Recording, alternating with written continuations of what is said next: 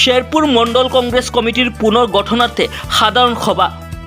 দৰং জিলা অন্তৰ্গত শেৰপুৰ গাঁও পঞ্চায়েতৰ অধীনস্থ পূব বটাবাড়ি গাঁৱত শেৰপুৰ মণ্ডল কংগ্ৰেস কমিটিৰ উদ্যোগত পুনৰ্গঠনাৰ্থে সাধাৰণ সভা অনুষ্ঠিত কৰা হয়।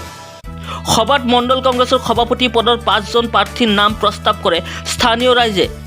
সুলেমান আলী, শফি কামাল, মফিজুল হক, শফিকুল ইছলাম, সুৰুজ্জামাল। 5জন প্ৰাৰ্থী হোৱাৰ বাবে কোনো সিদ্ধান্ত ল'ব পৰা নাই জিলা কংগ্ৰেছ আৰু ব্লক কংগ্ৰেছ নেতৃত্বই। আলোচনা মৰ্মে স্থানীয় বিধায়কলৈ 5জন মণ্ডল সভাপতি প্ৰাৰ্থীৰ নাম প্ৰেৰণ কৰে স্থানীয় ৰাইজ তথা জিলা কংগ্ৰেছ আৰু ব্লক কংগ্ৰেছে। উক্ত সভাত উপস্থিত থাকে জিলা কংগ্ৰেছৰ লুৎফুৰ ৰহমান, নুৰ হুছেইন, কদমা বেগম, ব্লক কংগ্ৰেছৰ ইব্ৰাহিম তালুকদাৰ, মণ্ডল কংগ্ৰেছৰ বিষয়ববীয়াসকলৰ লগতে শেৰপুৰ গাঁও পঞ্চায়তৰ প্ৰায় 3-4 শতাধিক স্থানীয় লোক।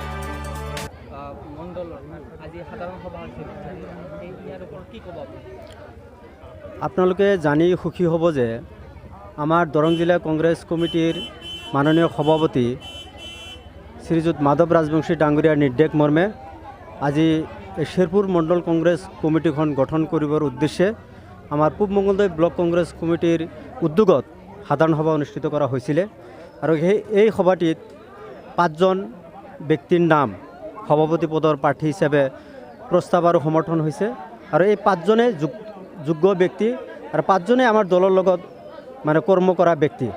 গতিকে আমাৰ গাইডলাইন মতে ইয়াত বাছনি প্ৰক্ৰিয়াও আছিলে, কিন্তু আমি যেহেতু এই 5জন ব্যক্তি আমাৰ দলীয়ভাৱে লাগি থকা ব্যক্তি, তেখেতক আমি এটা ৰাইজৰ অনুমতি লৈ সুযোগ প্ৰদান কৰিছিলোঁ।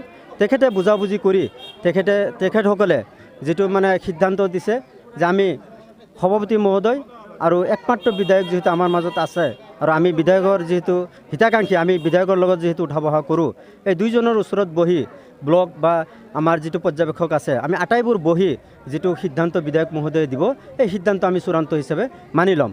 আৰু এই সিহঁতৰ প্ৰাৰ্থীসকলৰ যিটো সিদ্ধান্ত, এই সিদ্ধান্তক যিসকল উপস্থিত ইয়াতে প্ৰায় 400 মানুহ উপস্থিত আছিলে, 400 মানুহেও এই সিদ্ধান্ত গ্ৰহণ কৰিছে আৰু ৰাইজে সিদ্ধান্তটো গ্ৰহণ কৰাৰ কাৰণে আমি দলীয়ভাৱে ব্লক সভাপতি হিচাপে আৰু দায়িত্বত যিখিনি মানুহ আছে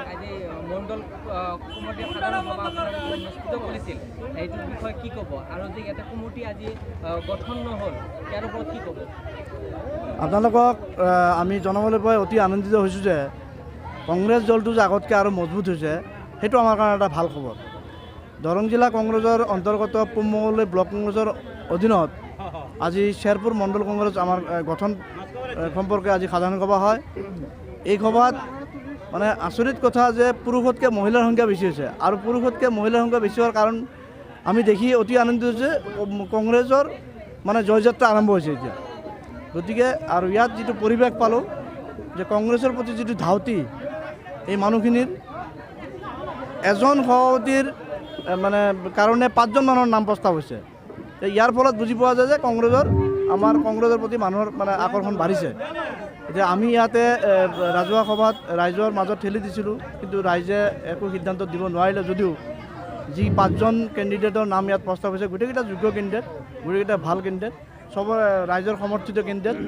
গতিকে আমি ইয়াতে সিদ্ধান্ত ল'ব নোৱাৰি আমি আশা কৰিছোঁ যে আমাৰ জিলা কংগ্ৰেছৰ সভাপতি মাননীয় প্ৰাক্তন সাংসদ শ্ৰীযুত মাধৱ ৰাজবংশীদেৱ আৰু আমাৰ বিধায়ক, আমাৰ দৰং জিলাৰ একমাত্ৰ কংগ্ৰেছৰ বিধায়ক শ্ৰীযুত বসন্ত দেৱৰ নেতৃত্বত এখন সুন্দৰ কমিটি আমি এটা গঠন কৰিব পাৰিম বুলি আমি আশা ৰাখিম।